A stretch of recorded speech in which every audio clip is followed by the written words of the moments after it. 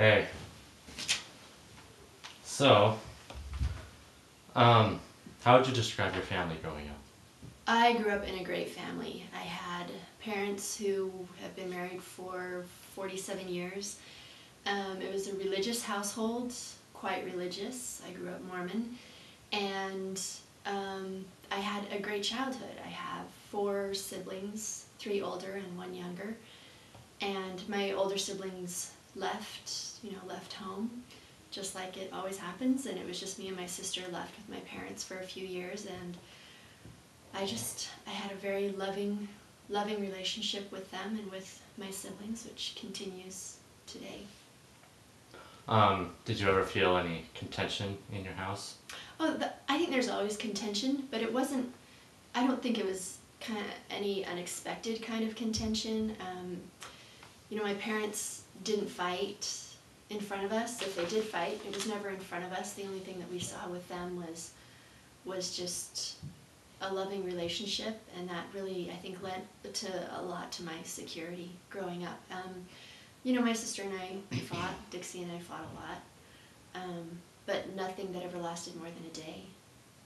I see. Yeah. Who would you say you looked up to or admired the most? When I was a kid, or Yeah. now? When you were a kid in your family? Actually, it's the same as when I was a kid and now. One person I really look up to is Christina, my older sister. She was always there for me. She was kind of my second mom. My mom spent a lot of nights at embassy parties and bank parties, and Christina was always there for me, and still is always there for me. She's a total role model. She's had lots of trials in her life that she's gotten through, and that's an inspiration to me. I also look up to my oldest son. He's a huge inspiration to me, and he has a lot of qualities that I would just love to emulate someday. Did you guys ever have any financial problems or Growing up, no, things like that? no, never any financial problems whatsoever. No, my dad was. I grew up in a family that was quite well off. Really? Yeah. Did you live in a good part of town all the time, or? My whole life. My parents always made sure we lived in the best part of town. I see. Now, did you always do whatever you could to do exactly what your parents said, No. or did No. you slack off a lot, or? I wouldn't call it slacking off, but I definitely had my times of, it wasn't too much of a rebellious behavior. I wasn't a big partier, but I did kind of push the bounds with obedience, but it wasn't ever anything, too major, anything that got me into a lot of trouble. I was a pretty good kid. I pretty much did what my parents wanted me to do, and I think I did what they expected of me. So, when you were a kid, what did you see yourself being when you grew up? Exactly what I am. I saw myself being a wife and a mother, and I didn't see myself being a fitness instructor. Never in a million years did I foresee that. I thought, I might pursue dance because I danced when I was younger, but no, I'm doing exactly what I always thought I would. So you feel accomplished and very proud of who you are right now? Completely. There's no place that I'd rather be. How well would you have known that you made it in life? How would you know that you were successful or were doing things that were worthwhile?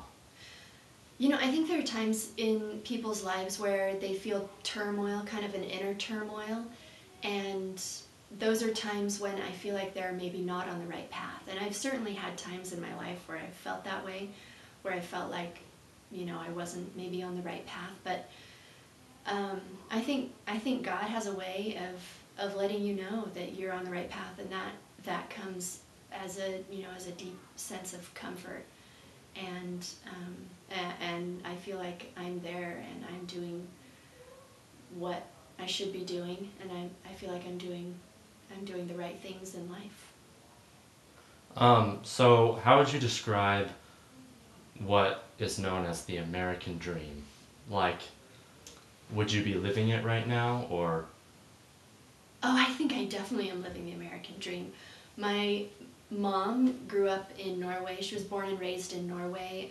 She was 4 years old at the when World War II broke out, and she had a little bit of a traumatic childhood. And when she moved to the States when she was 20, I mean, she really, as an immigrant, lived the American dream. She came from a war-torn country, and she came here to America. She met a wonderful American man and fell in love and married him and raised 5 good kids. They all turned out, to be pretty good, and I feel like I'm kind of a beneficiary of her experience living the American dream. And yeah, I think I'm living the American dream. I was freely educated. I went to whatever school, I wanted to go to, and I had some private education as well, and my, I got married to whomever I wanted to, unlike some places in the world where girls can't marry whoever they want to. And, I had however many kids I wanted to, and yeah, my husband works where he wants. I think I'm definitely living the American dream. So you would say that being successful or living the American dream or having happiness in your life would come from having freedom and a good family? Freedom is number one. Freedom is absolutely number one, but it's people can still be happy even if they're not free, because there's an external sense of freedom that I think America gives to all its inhabitants, all of its citizen inhabitants, and those who maybe aren't even citizens. But there's a sense of internal freedom that I think everybody needs to acquire at some point in their life, and that happens whether or not they live in a free country. That internal sense of freedom comes by doing what you're supposed to be doing, and doing something that makes a difference in the world for good. And that I think is where true happiness comes from. All right. Well, thanks a lot, Stephanie Anderson, for letting me speak with you. Thank you, Seth.